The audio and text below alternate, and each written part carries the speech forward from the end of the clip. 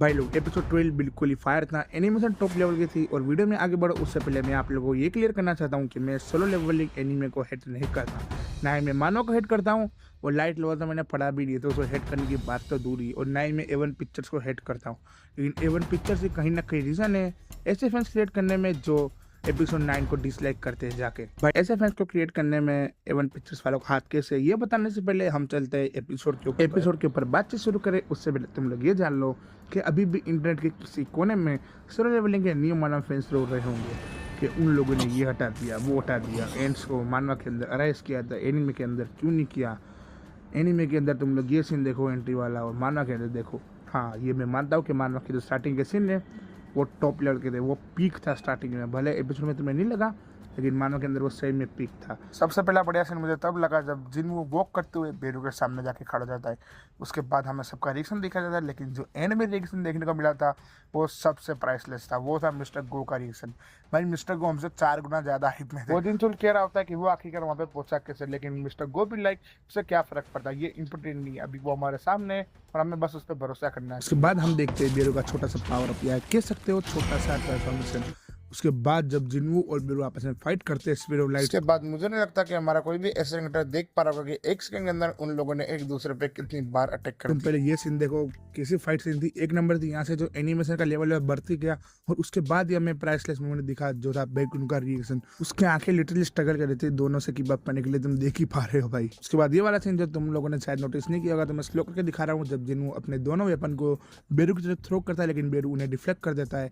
फिर जिन्हू hand to hand combat में उतर जाता है और बहुत बुरी तरह पिटता है बेरू को, और फिर दोनों अपन अपने पकड़ता भी और वापस से फाइट शुरू करता है। लेकिन बेरू तभी कमबैक करता है, और उसके बाद हमें ये आई वाला सीन देखने को मिलता है। बेरू जिन्हू पे अटैक करता है, उससे पहले जिन्हू म्यूटिलेशन अपग्रेड करता है और एक डेंजरस अटैक करता है, जिसे देखने के बाद बेरू भागना शुरू कर देता है। अब ये सीन देखने के बाद भी कुछ लोग समझ नहीं पाए कि बेरू वहां से क्यों भागने लगा। तो भाई लोग सबसे पहले तुम भी जानते हो और मैं भी जानता हूँ कि जिन्हू म्यूटिलेशन अपग्रेड नहीं करता तो वो वहां पे मारा जाता। तो बेरू के पर्सपेक्टिव से तो बेरू खुद जीत ही रहा था, वो उसको हराने वाला था, इतनी दूर था।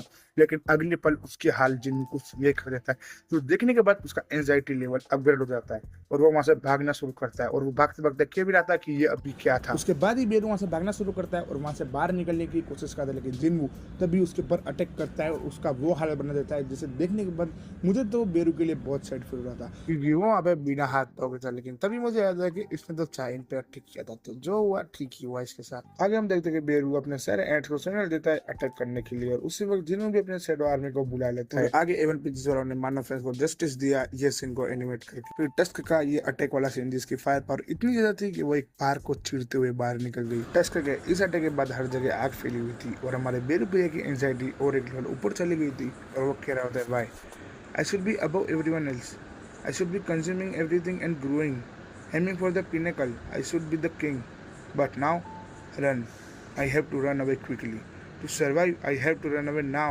ये बोलते बेरू इंस्टेंटली रीजनरेट करता है और उड़ पड़ता है, लेकिन जिन वो अपना रूलर हैंड का यूज करके उसे वापस जमीन में पछाड़ देता है। इसके बाद हमारा एंड किंग एक असली एंड की तरह 4 पाँव में भागने लगता है, जिसे देखने के बाद बहुत से लोगों को बुरा लगा और वो कंप्लेन कर रहे थे कि भाई मानव में तो दिखा, लेकिन इनमें मशीन चेंज करके दिखा सकते हैं। तुम लोग ये समझो कि बैटल के एंड में हमारा जिनू का म्यूटिलेशन ही मैक्सिमम लेवल पे नहीं था, हमारी बेरू की एंजाइटी भी मैक्सिमम लेवल पे थी। और इसी बात को मैं बार बार वीडियो पे मेंशन कर रहा था कि उसकी एंजाइटी एक लेवल बढ़ती जा रही है, और इसी वजह से वो भूल गया था कि वो ह्यूमन की तरह वॉक भी कर सकता है, और उसे बस वहां से निकलना था। फिर वो चाहे कैसे भी निकले, उड़ के निकले, दौड़ के निकले, रेंग के निकले। वालों को बात करते हैं एवन पिक्चर्स वालों का हाथ कैसे ऐसे फ्रेंड्स क्रिएट करने में जो एपिसोड 9 को डिसलाइक करते हैं। तो भाई मुझे सही में वीडियो बनानी है, लेकिन अभी 1:30 बज चुके हैं बुधवार को, मुझे रविवार को वीडियो डालना था, मैं इतना लेट हो चुका हूँ। और ज़्यादा बड़ी टॉपिक नहीं है, 1 से 1.5 मिनट, या तुम कह सकते हो बहुत लंबा खर्चा 2 से 3 मिनट की टॉपिक है, लेकिन भाई मैं रिकॉर्ड करने में और एडिटिंग करने में मुझे बहुत टाइम लगता है, तो मैं अपलोड नहीं कर पा रहा हूँ। सो अगर तुम लोग को 2-3 लोग जो मेरे वीडियो देख रहे हो, या कुछ नए लोग आए जो सब्सक्राइब करने की सोच रहे हो कि सोलो लेवलिंग की और वीडियो आएगी अपकमिंग, तो भाई मत करना। नेक्स्ट वीक मेरी सोलो लेवलिंग की आखिरी वीडियो आएगी, क्योंकि मैं नहीं चाहता था कि मेरे यूट्यूब चैनल की जो मेन ऑडियंस है वो किसी एक एनिमे की बने।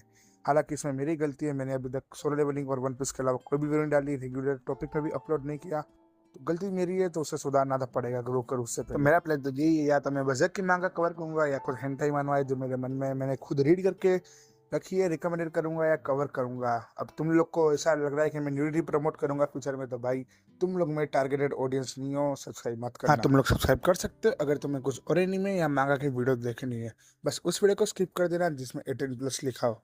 और तुम लोग भी कुछ कमेंट में मुझे सजेस्ट कर सकते हो अगर चाहो तो, जो तुम लोगों ने रीड करी हो, अंडररेटेड हो तुम्हारे हिसाब से, वो कवर करूंगा मैं। तो भाई मैं तो चला सोने, तब तक के लिए तुम लोग जाके दिहाड़ी लगा जा, दिहाड़ी लगा तेरे बाप को।